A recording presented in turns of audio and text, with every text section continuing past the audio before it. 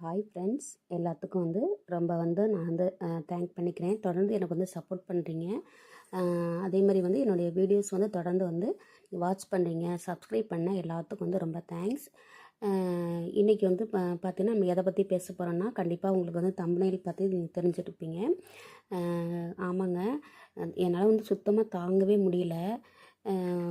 உண்மையிலுமே நாங்கள் இருக்கிறது கிராம சைடு தான்.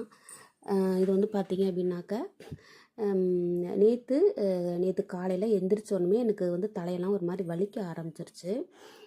சரி, ஓகே அப்படின்னு சொல்லிட்டு சரி கொஞ்சம் எண்ணெய் வச்சு நம்ம தலைக்கு குளிச்சுக்கலாம் அப்படின்னு சொல்லிட்டு நான் நல்லா எண்ணெயை தேய்ச்சி சீயக்காய் போட்டு குளிக்கலாம் அப்படின்ட்டு எண்ணெயை தேய்ச்சிட்டேன். அதுக்கப்புறம் இவர் சொன்னார், எனக்கு டீயெல்லாம் வேணாம்மா, எனக்கு மோர் ஏதாவது வேறு ஏதாவது செஞ்சு கொடு அப்படின்னு சொல்லிட்டு. அப்போ பார்த்தீங்க அப்படின்னா பக்கத்தில் ஒரு பாட்டியம்மா பூசணிக்காய் விற்றுட்டு இருந்தாங்க. பூசணிக்காய் பத்தை ஒரு பூசணிக்காய் பீஸ் 10 ரூபா. சரின்னு சொல்லிட்டு அதில் வாங்கிட்டு அப்புறம் அதை அவர் தான் எல்லாம் கட் பண்ணி க்ளீன் பண்ணி கொடுத்துரு, அந்த தோலெலாம் எடுத்துகிட்டு. சரி, ஓகேன்னு சொல்லிவிட்டு அதை போட்டு நல்லா மிக்சியில் அடித்து கொஞ்சம் மிளகு கொஞ்சம் உப்பு அவ்வளோதான் போட்டேன்.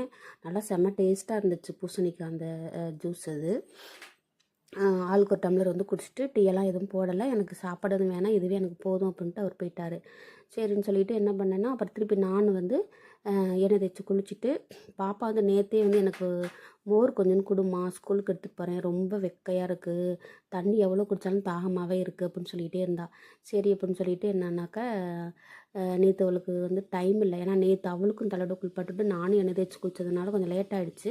சரி பாப்பா நாளைக்கு செஞ்சு தரேன் அப்படின்னு சொல்லி அவளை அனுப்பிச்சுட்டேன். அதுக்கப்புறம் பார்த்தீங்க அப்படின்னா மதியம் திரும்பி தயிர் சாதம் தான் நான் செஞ்சேன். சாம்பார் கொஞ்சம் ரசம் அதெல்லாம் செஞ்சுட்டு திரும்பி எனக்கு கொஞ்சமாக தயிர் சாதம் செஞ்சுக்கிட்டேன். தயிர் சாதம் செஞ்சு சாப்பிட்டுட்டு திரும்பி பார்த்தீங்க அப்படின்னா இவர் பச்சை பழம் வாங்கிட்டு வந்தார். நைட்டு ஒரு 7:30 போல் தான் வருவார், வேலை முடிஞ்சு. அவர் பெயிண்டிங் வேலை தான் பார்த்துட்ருக்காரு. அவ்வளோ ஒரு ஹீட்டாக இருந்ததுனால எனக்கு ஒன்றுமே பண்ண முடியல. இவ்வளோ இதுவும் பண்ணியுமே எனக்கு எண்ணெய்லாம் தேய்ச்சி குளிச்சுமே எனக்கு இன்னும் கண்ணெல்லாம் ஒரு மாதிரி காந்துற மாதிரி இருந்துச்சு. அப்புறம் இந்த பச்சை பழத்தையும் நம்ம ஒரு பழம் சாப்பிட்டுட்டு திரும்பி நைட்டு தூங்க போகிறதுக்கு முன்னாடியும் ஒரு தடவை குளிச்சுட்டு தான் நான் படுத்தேன். எனக்கு எப்போதுமே நைட்டு ஒரு தடவை குளிச்சுட்டு படுத்தா தான் நமக்கு தூக்கம் வரும். ஏன்னா எங்கள் வீடு அந்த மாதிரி, ஏன்னா கீழே மட்டும்தான் இருக்குது, மேலே மாடியில் வீடு ரூம்லாம் எதுவும் இல்லை, மொட்டை மாடி தான். அவ்வளோ ஹீட்டும் அதை உள்வாங்கி நம்மக்கிட்ட தான் அப்படி கீழே அனுப்பிச்சி விடுது. எங்கள் வீட்டில் 2 தென்னை மரம் இருக்குது, 2 கொய்யா மரம் வச்சுருக்கோம். அது மட்டும் இல்லாமல் எலுமிச்சை மரம் சைடில் இருக்குது, எலுமிச்சை மரம் இருக்குது, நார்த்தங்காய் மரமும் வச்சுருக்கோம். அதேமாரி கருவேப்பிலை கண்ணில் ஒரு 4-5 கருவேப்பிலை இருக்கும், அங்கங்கே முளைச்சிருக்கும், அது தானாகவே தான் முளைச்சது. அதேமாரி நெல்லிக்காய் கன்று கூட சைடில் நாங்கள் வச்சுருக்கோம். மருதாணி செடி வச்சுருக்கோம், நிறைய செடி வச்சுருந்தோம். அவ்வளோ பூ பூக்கும், ஜாதிப்பூ, முல்லுரும்பு எல்லாத்தையும் இந்த மழை நாளில் ரொம்ப கொசு தொல்லை இருந்துச்சுன்னு சொல்லிட்டு எல்லாத்தையும் வெட்டி எறிஞ்சிட்டோம். இது மாதிரி பார்த்திங்கன்னா நைட்டில் தான் எங்களுக்கு ரொம்ப கஷ்டமாக இருக்கும். பகலில் இப்போ பாருங்களேன், நல்ல கூலிங்காக தான் இருக்குது. பகலில் 6 மணி வரைக்கும் நல்ல கூலிங்காக இருக்கும். நைட்டு அதாவது ஒரு 6 மணிக்கு மேலே ஆயிடுச்சு அப்படின்னா வடிவேல் காமெடி மாதிரி, இது வேற வாய் அது நார வாய் அப்படின்ற மாதிரி வீட்டில் ஒரு கால் நிலப்படிக்கிட்ட, வீட்டில் ஒரு கால் வெளியில் ஒரு கால் வச்சுட்டு நம்ம வீட்டுக்குள்ளே நம்ம இப்படி சாஞ்சு பார்த்தோம்னா அவ்வளோ ஹீட்டாக இருக்கும். வெளியில் இப்படி நம்ம கொஞ்சம் சாஞ்சு இப்படி பார்த்தோம் அப்படின்னா அவ்வளோ கொஞ்சம் கூலிங்காக இருக்கிற மாதிரி இருக்கும். அவ்வளோ ஹீட்டு வீடு. அப்போ அந்த வெப்பத்தெல்லாம் உள்வாங்கி என்ன பண்ணுதுன்னா நைட்டில் நமக்கு அப்படியே நம்மக்கிட்ட ரெடி அப்படியே கொடுக்குது. அவ்வளோ ஒரு ஹீட்டாக இருக்குது நைட்டில். எனக்கு எப்போதுமே நான் தலையோட குளித்தேன் அப்படின்னா அதுக்கு அடுத்த நாள் ஒன்றும் அவ்வளோ எனக்கு தெரியாது. திருப்பி தலையோட குளிச்சுட்டு ஒரு 2 நாள் வரைக்கும் நம்ம தலைக்கு எண்ணெய் வைக்காமல் இருந்தோம்னா எனக்கு 2 சைடும் தலை பயங்கரமாக வலிக்க ஆரம்பிச்சிடும், கண்ணு குத்த ஆரம்பிச்சிடும். அந்த மாதிரிலாம் எனக்கு சிம்டம்ஸ் இருந்துச்சுனாவே நான் நல்லா சொதற தலைக்கு எண்ணெய் வச்சிருவேன். நானே எண்ணெய்லாம் இப்போ ரெடி பண்ணி நான் தடவிக்கிறது, பாப்பாவுக்கும் அதே மாதிரி தடவி விடுவேன். நல்லா கூலிங்காக இருக்கும் அந்த எண்ணெய். பாப்பாவுக்கும் இதே பிரச்சனை தான். அவளுக்கும் தலைக்கு தலையோட குளிச்சுட்டு ஒரு 2 நாள் தலைக்கு எண்ணெய் வைக்காமல் இருந்தேன்னா மண்டை காஞ்சு போய் வரன்னு அப்படியே இழுக்க ஆரம்பிச்சிடும். தலையை வலிக்குதுன்னு சொன்னாவே நான் டக்குன்னு எண்ணெயை நல்லா சொதற வச்சு விட்ருவேன். எண்ணெய் இல்லைன்னா நம்மளாலலாம் இருக்கவே முடியாது. அப்படி ஒரு உடம்பு நம்மளோட உடம்பா இருக்குது. அதேமாரி சில பேர்லாம் சொல்கிறாங்க, நாங்கள் தலைக்கு எண்ணெயே வைக்கவே மாட்டோம், ஷாம்பு டெய்லியுமே தலையோட குளிப்போம், எண்ணெயே நாங்கள் வந்து எண்ணெயும் எங்கள் தலைக்குமே ஆகாதுங்கிறாங்க. உண்மையிலுமே அவங்க எப்படி இருக்கிறாங்கன்னு, அவங்களோட லைஃப் ஸ்டைல் எப்படின்னு எனக்கு தெரியலை. பட் நம்மளுடைய உடம்பு இப்படி தான் இருக்குது. எண்ணெய் இல்லைன்னா நம்மளால் இருக்கவே முடியாது அந்த மாதிரி. சரின்னு திருப்பி வந்து இப்போ காலையில் இவர் வந்து காலைல எழுந்திரிச்சோம்னா, இவ்வளோ நேற்றுலாம் இவ்வளோ இது செஞ்சுட்டு காலைல எழுந்திரிச்சா திருப்பி கண் வந்து பொங்குற மாதிரியே இருந்துச்சு, அவ்வளோ ஹீட்டு. இப்போ இந்த மழை பெஞ்சிச்சு பார்த்தீங்களா, ஒரு 2 நாளைக்கு முன்னாடி மழை, பயங்கரமாக மழை பெஞ்சிச்சு. அது வந்து அந்த ஹீட்டெல்லாம் தூக்கி விட்டுருச்சு போல். நல்ல மழை, சரியான மழை வெளுத்து வாங்கிடுச்சு. அந்த ஹீட்டெல்லாம் அப்படியே தூக்கி விட்டு இந்த மாதிரி வந்து நமக்கு இவ்வளோ ஒரு உடல் பாதிப்பாக இருக்குது. இப்போ நான் காலையில் வந்து அவர் என்ன சொன்னார்னா, டீ வேணாம்மா ஏதாவது செஞ்சு கொடுனாரு. டக்குன்னு நான் மோர் வச்சுருந்தேன். இப்போ டீ போடுறது இல்லையா, அதனால் நான் வந்து தயிர் ஊற்றி வச்சுக்கிறது. இங்கே வந்து பசு பால் நல்லா கிடைக்கும், அப்படியே சுத்தமாகவே நம்ம வாங்கிக்கலாம்.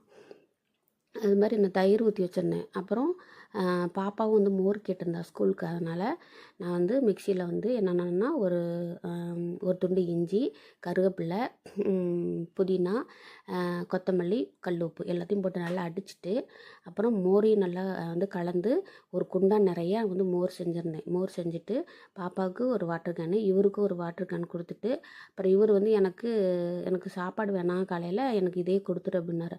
அப்புறம் அவருக்கு வந்து ஒரு அரை செம்புன்னு சொல்லுவாங்கள்ல, அந்த ரோட்டா, அதுக்கு வந்து அவருக்கு வந்து ஊற்றி கொடுத்துட்டு, எனக்கு சரி கொஞ்சோண்டு இருக்குமான்னு பார்த்தா எனக்கு ஒரு 1/4 டம்ளர் தான் இருந்துச்சு. சரி பரவாயில்ல, நம்ம தான் வீட்டில் தானே இருக்கோம் அப்படின்னு சொல்லிட்டு அப்புறம் அவங்களுக்கெல்லாம் கொடுத்தது போக 1/4 டம்ளரை குடிச்சிட்டு, திரும்பி இன்றைக்கி கொஞ்சம் எண்ணெய் நம்ம தலைக்கு வைக்கலாம் அப்படின்னு நினச்சிட்டே இருக்கும்போது, இல்லை என் மண்டையில் நீ தண்ணியை ஊற்றுங்கிற மாதிரியே இருந்துச்சு. அவ்வளோ ஒரு வறட்சியாக இருந்துச்சு. திரும்பி நான் என்ன பண்ணேன்னா, இன்றைக்கி சும்மா தான் எண்ணெய்லாம் தேய்க்கல, காயம் போடல, சும்மா தலையோட தண்ணியை ஊற்றிட்டு துணியெல்லாம் துவச்சி குளிச்சுட்டு வந்தாச்சு. எங்களாலேயே கிராமத்தில் இருக்க முடியல.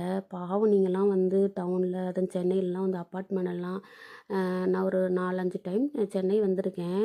இந்த எக்ஸாம் எழுதுறதுக்காக வந்தோம் நாங்கள், மெயின்ஸ் எக்ஸாமுக்கு டிஎன்பிசியில். அதுவும் பார்த்திங்கன்னா அப்படியே அடுக்குமாடியெல்லாம் பார்த்தா தீப்பெட்டி சைஸ் கணக்காக வீடு அவ்வளோ நெருக்கமாக இருக்குது.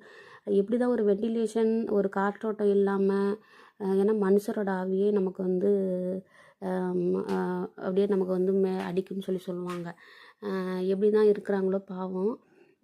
இந்த தருண் சுந்தர் ஃபேமிலின்னு சொல்லிட்டு ஒரு சேனலில் அந்த அக்கா, அந்த சங்கரி சிஸ்டர் வந்து இது மாதிரி சொல்லியிருந்தாங்க, 4 நாளாக எங்கள் ஏரியாவில் தண்ணி வரலன்ட்டு. உண்மையிலுமே பாவங்க, குழந்தைங்கள 3 குழந்தைங்கள வச்சுட்டு தண்ணிலாம் இல்லாமல், அது இந்த கோடை நாளில் ரொம்ப கஷ்டம்தான். இப்போ தண்ணி இருந்தால் கூட நம்ம 2-3 தடவை குழந்தைங்கள்லாம் குளிப்பாட்டுட்டு கொஞ்சம் கூலிங் பண்ணி வச்சுக்கலாம். தண்ணி இல்லைன்னா என்ன பண்ண முடியும்? உண்மையுமே கஷ்டம்தான். ஆனால் எங்களுக்கு அந்த பிரச்சனை இல்லை. எப்போ வேணாலும் எவ்வளோ தண்ணி வேணாலும் நம்ம 3 வேளை கூட குளிச்சுக்கலாம்.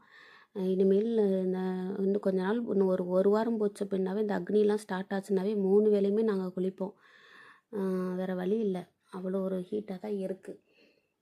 அதனால நம்ம குழந்தைங்கள வந்து அவங்களுக்கு வந்து வீட்டிலையே நம்மளே வந்து மோர், நெல்லிக்காய் மோர், நான் நெல்லிக்காய் மோர் வந்து ஒரு வீடியோ கூட போட்டிருப்பேன், நல்ல ரெஸ்பான்ஸ் இருந்துச்சு. ஆனால் அதை கொஞ்சம் சரியாக வந்து நான் வீடியோ எடுக்காமல் விட்டுட்டேன். கொஞ்சம் அர்ஜெண்ட்டாக இவருக்கு கால டயத்தில் கொஞ்சம் அர்ஜெண்ட்டாக நான் செஞ்சதுனால கொஞ்சம் வந்து கரெக்டான ஒரு வீடியோவாக என்னால் எடுக்க முடியல. இன்னொரு நாள் நான் கண்டிப்பாக அதை வந்து நான் கொஞ்சம் நல்லா கிளியராக எடுத்து நான் வந்து அப்லோட் பண்ணுறேன். அது மாதிரி வந்து மோர், நன்னாரி, எங்கள் வீட்டில் எலுமிச்சை மரம் இருக்குது, நன்னாரி வாங்கி வச்சுருக்கேன். இப்போ பாப்பாவுக்கு இந்த 1 வீக் தான் ஸ்கூலாக இருக்கும், ஏன்னா கவர்மெண்ட் ஸ்கூலில் வந்து படிக்கிறா, 3வது படிக்கிறா. அவளுக்கு எக்ஸாம் நடந்துகிட்ருக்கு. அவளுக்கு வந்து அந்த நன்னாரி போட்டு எலுமிச்சம்பழம் அந்த சர்பத் மாதிரி செய்வாங்கள்ல கடையில், அது மாதிரி வந்து செஞ்சு ஃப்ரிட்ஜில் கொஞ்சம் ஸ்டோர் பண்ணி வச்சுட்டோம்னா கொஞ்சம் கொஞ்சமாக வந்து கொடுக்கலாம். ஃப்ரிட்ஜையுமே நம்ம ரொம்ப வந்து கூலிங்காலாம் நம்ம வந்து எடுத்துக்க கூடாதுங்க. ஏதோ கொஞ்சம் லைட்டாக நம்ம வந்து கூலிங்காக நம்ம வந்து குடிச்சிக்கலாம். மற்றபடி தயிர் சாதம், இளநீ, எங்கள் வீட்டில் வந்து தென்னை மரம் இருக்கிறதுனால அவருக்கு ஞாயிற்றுக்கிழமை அவக்கெல்லாம் தான் லீவாக இருக்கும். அப்போ அந்த டயத்தில் தான் அவர் வந்து எங்களுக்கு வெட்டி கொடுப்பாரு. அதனால் நாங்கள் அதையுமே கொஞ்சம் வந்து குடிச்சுக்குவோம். இவ்வளோதும் பண்ணியுமே எங்களால் வந்து தாங்க முடியல. பாவம், உண்மையிலுமே டவுனில் இருக்கிறவங்களாம், உங்கள் குழந்தைங்களையும் வந்து கொஞ்சம் அந்த வெயில் நாளில் கொஞ்சம் கேர்ஃபுல்லாக வந்து டேக் கேர் பண்ணுங்கள். அவங்களுக்கு ஏதாவது இது மாதிரி வந்து கொஞ்சம் இந்த வெயில் நாளில் வந்து மேக்ஸிமம் இந்த நான்வெஜ்ஜு இதெல்லாம் கொஞ்சம் நம்ம அவாய்ட் பண்ணி நிறைய காய்கறிகள் இந்த மாதிரிலாம் நம்ம வந்து சேர்த்துக்கலாம். எப்பயாவது வாரத்தில் ஒரு நாள், நாங்களாம் வந்து வாரத்தில் ஒரு நாள் எடுப்போம் ஞாயிற்றுக்கிழமை, இல்லைன்னா 2 வாரத்துக்கு ஒரு தடவை எடுப்போம். இது மாதிரி தான் நாங்கள் வந்து செஞ்சுக்கிறது. மற்றபடி வந்து வெஜிடபிள்ஸ் தான் எங்கள் வீட்டில் நிறையா, காய்கறிகள் தான். இவருக்கு வந்து அவ்வளோவா கறியெலாம் அவ்வளோவா பிடிக்காது. ஏன்னா இவர் வந்து கொஞ்சம் வள்ளலார் உடைய சீடராக முன்னாடி இருந்தார். அதனால் இப்போ கொஞ்சம் அதெல்லாம் மாறிட்டார். எனக்காக கறி சாப்பிட்டுட்டு இருக்கிறாரு. இந்த வீடியோ பிடிச்சிருந்துச்சுன்னா நீங்கள் வந்து சப்போர்ட் பண்ணுங்கள், சப்ஸ்கிரைப் பண்ணுங்கள். Thank you for all.